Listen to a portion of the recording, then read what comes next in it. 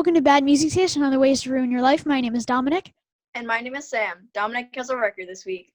This week's record is Turn Inside Out by Rehasher. This record was released this year, and the copy I have is a first pressing on blue-gray vinyl. But anyways, today we're talking to Stephen Egerton of the Descendents, All in Flag. Stephen, thank you for joining us. How are you? Thank you for having me.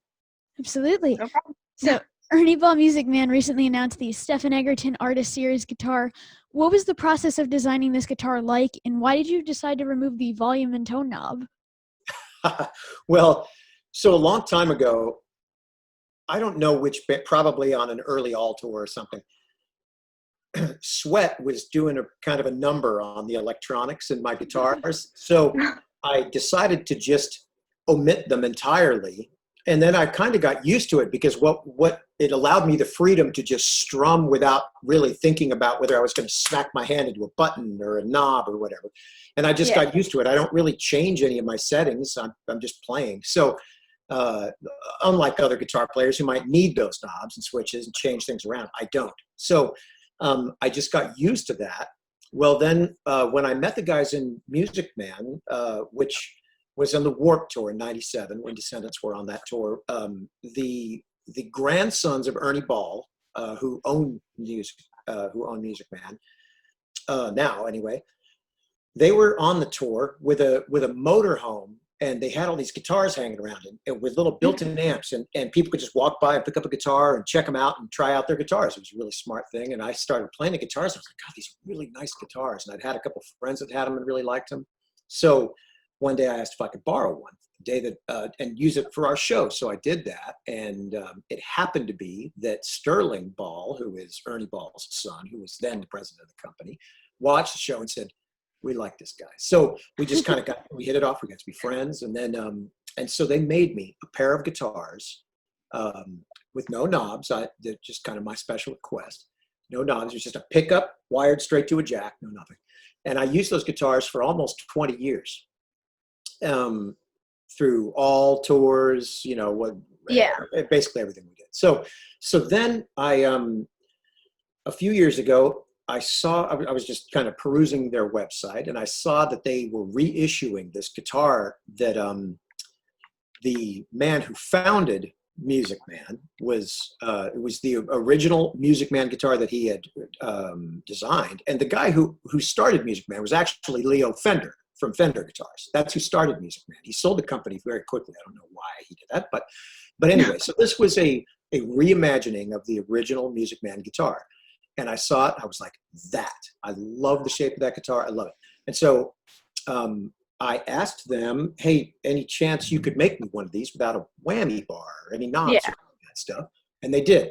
They found a prototype hanging on the wall, and they were like, hey, we've got this prototype sitting here. We could modify it slightly and send it to you. And they did, and that's the guitar I've been playing for the last 4 years.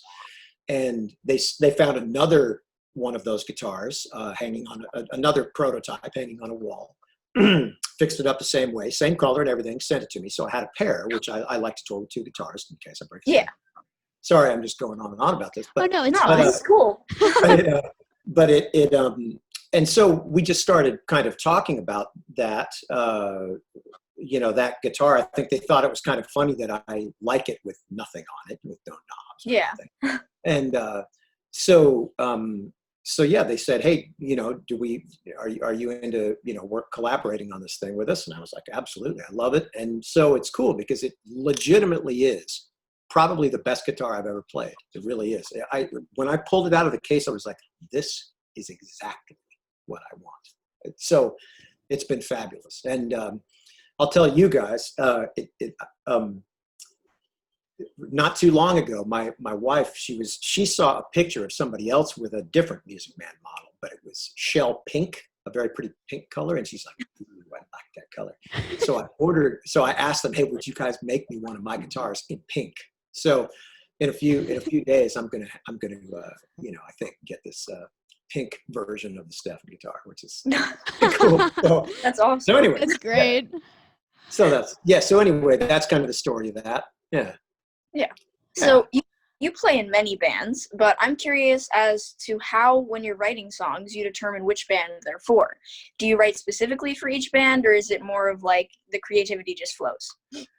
Well, in the case of, so that's an evolving thing, because in the case of Flag, Flag only plays Black Flag songs. We don't do anything. We don't do anything new. So I don't have to, so none of us are writing anything for that. That's more like we're just presenting these songs that everybody contributed to, except me. I was for somebody who nobody seems to get along with very well. I'm kind of filling in, so I'm just kind of doing my best to hold down the fort, and none of us are working out writing. In the case of All is an active band, I guess, but we haven't. All isn't in a position to really to tour very regularly. I suppose we could, but I don't know if anybody would go. I'm not sure. Maybe they would, but. When All was active, I was not as much of a writing person. In the last few years, let me back up slightly. There was a 5-year period where neither band was really active. I had started a family. Bill had started a family. Yeah. At that point, Descendents were completely inactive because Milo was working at at DuPont as a scientist, and so. While I live in Tulsa, Oklahoma. While I was down here, I made a record. I'm not a very good singer. I love singing, but I don't have a great voice. And so I made this record where as I was learning and trying to write songs, trying to get more comfortable with it, I wrote all these songs, and I asked 16 friends to sing the songs and write lyrics, because I'm not a very good lyricist either. So that record was called The 7 Degrees of Stephen Egerton. And that came out a little over 10 years ago. And that's got a whole bunch of people who maybe you guys are, you'd probably be like, oh yeah, I know this band, this band. Rise Against, one guy from Alkaline Trio, all these different guys from different bands, right? So anyway, I put that record out, and I was becoming more and more comfortable as a songwriter. Well, after Descendents became active again, now when I write songs, I'm writing because Descendents are the active band that I'm in all the time. And I write a lot of songs now. I'm not saying that they're all good. Probably most of them aren't, but I write tons and tons of songs, and so we have a lot to pick from.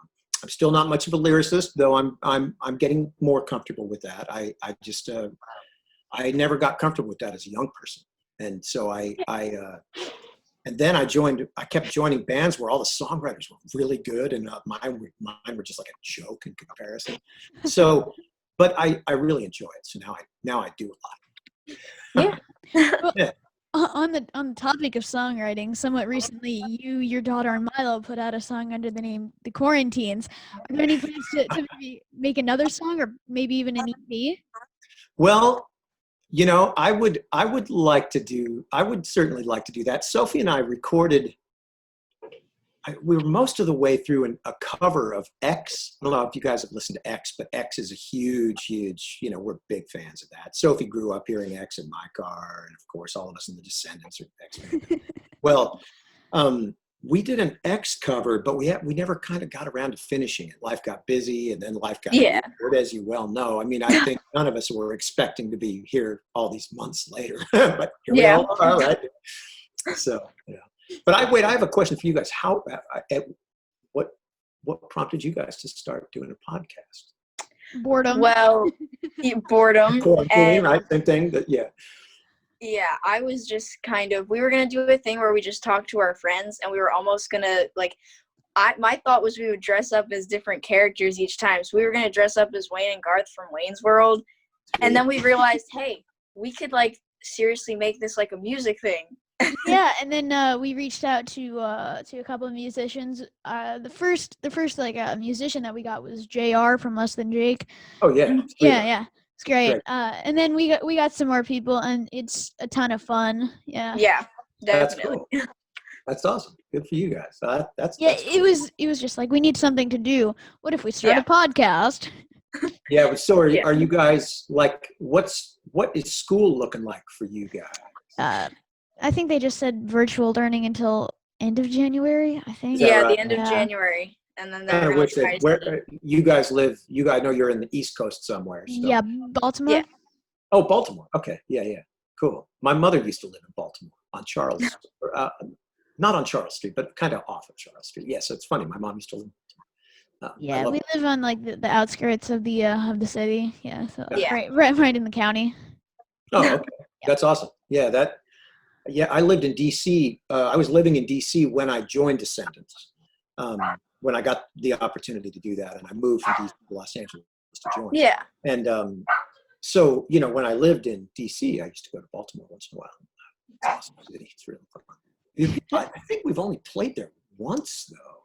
I actually saw you guys at Ram's Head. Yeah. Rams. Yeah. And then I think Flag played there too. Maybe was it the same place? No, it was somewhere else. I think it was the soundstage. I don't think I That made it sounds to that one, familiar. That sounds unfortunately. familiar. And then all played, not the Marble Bar, one of the famous places, but like I can't remember the name of it now. But yes, I know that all played there at least once. But oddly, we didn't play Baltimore that much. We played DC and I think Baltimore. Yeah, I saw you guys at Ram's Head, and it blew my mind. It was such a great show. Awesome. Thank you.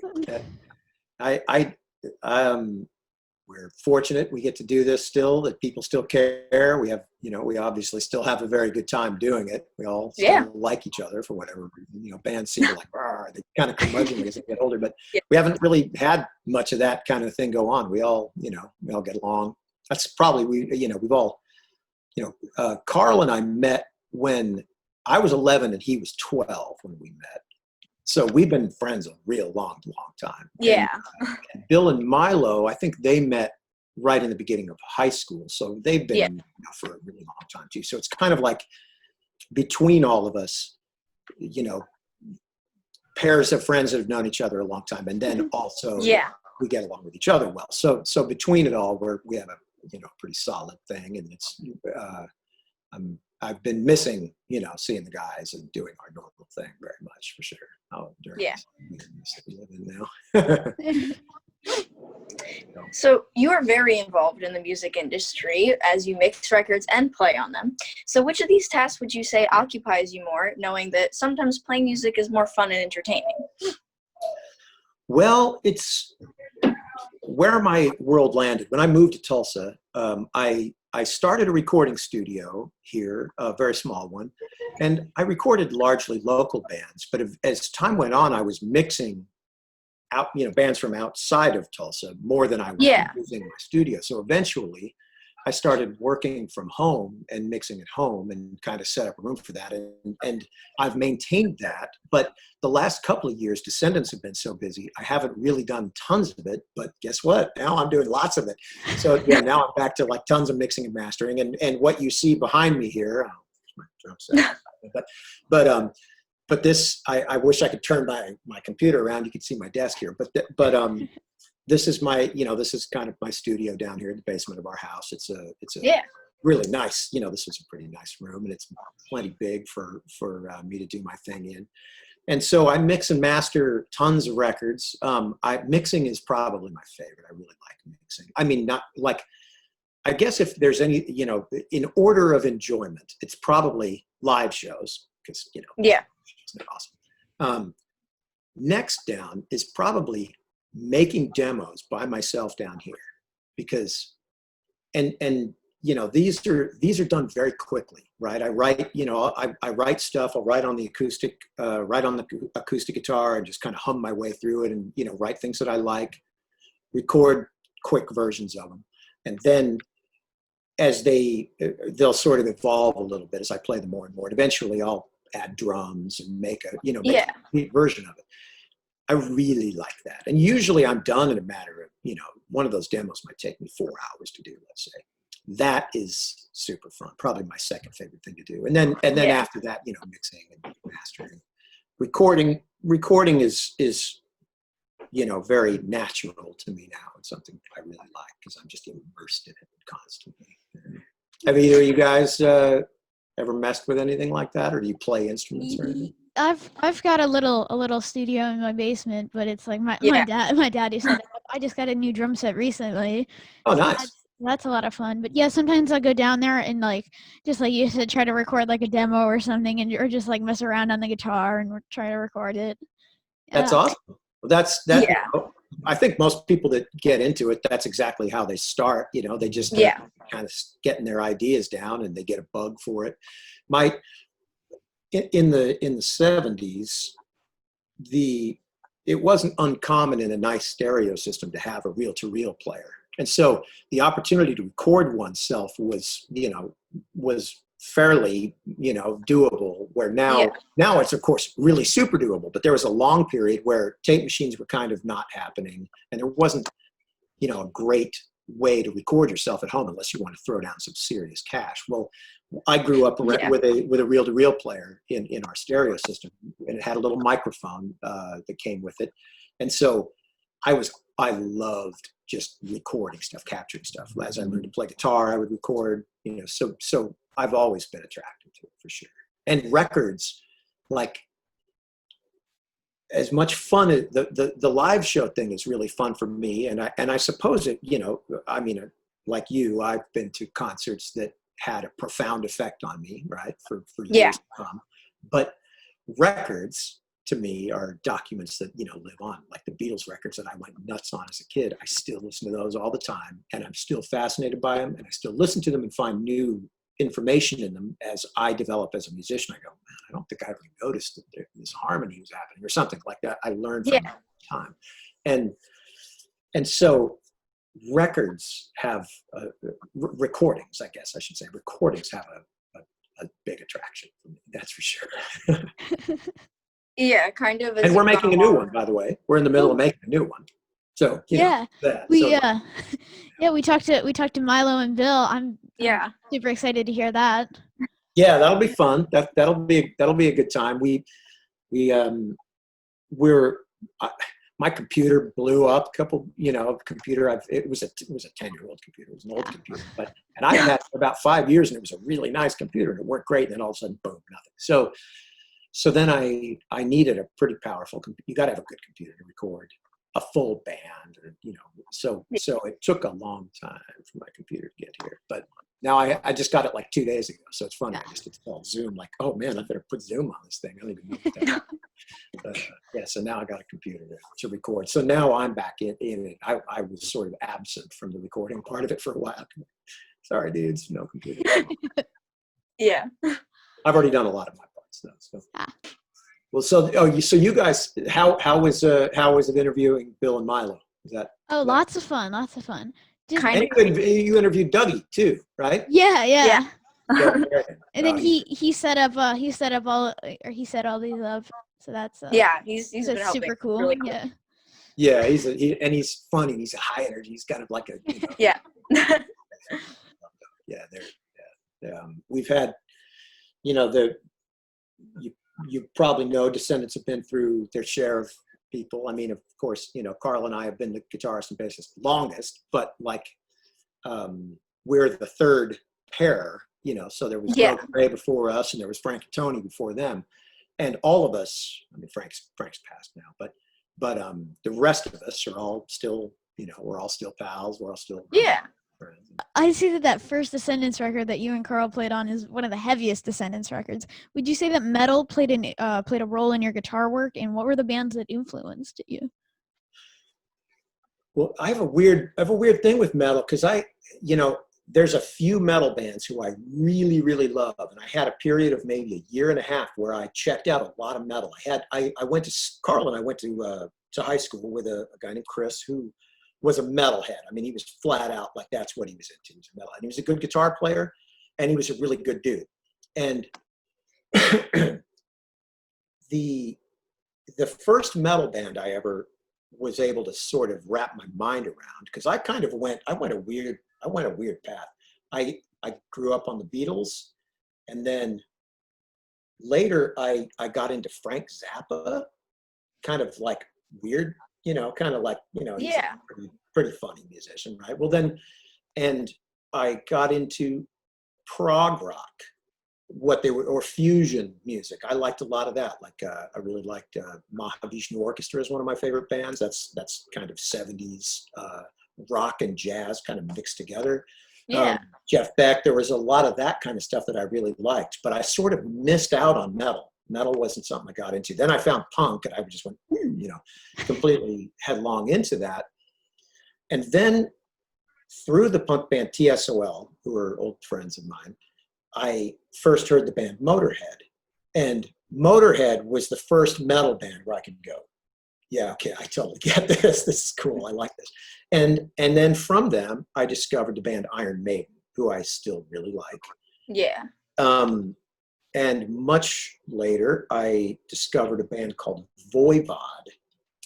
Voivod is a Canadian kind of a progressive metal band that I really love. But my friend Chris and I would swap records. He'd give me a pile of metal, I'd give him a pile of punk, and we'd check it out. And so I sort of found my way through a number of bands that I really liked. Yeah. But I can't say that metal had all that much to do with how I played.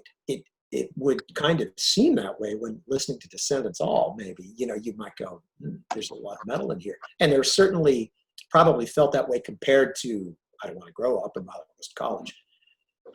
But really, there wasn't a lot of metal in Carl or I. We just had these kind of weird touchstones musically that we liked, and a little bit of metal.